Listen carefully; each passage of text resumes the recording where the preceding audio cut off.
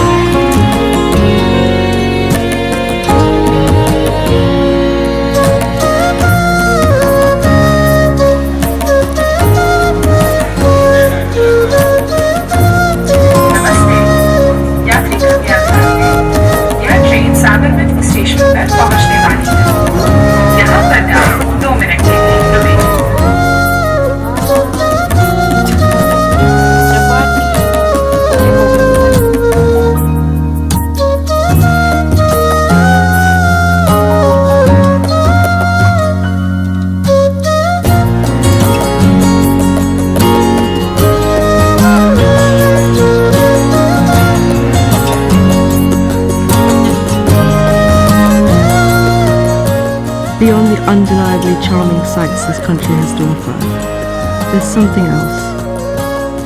Something not paved in concrete walls and intricate carvings of ancient gods, but instead, true India lies with the spirit of the people. I'll never forget those early mornings and late nights, listening to the stories my nan told me about my mum growing up. Discovering you, I'm discovering parts of myself. But in the meantime, I'll be sure to keep these memories safe. Thank you, India.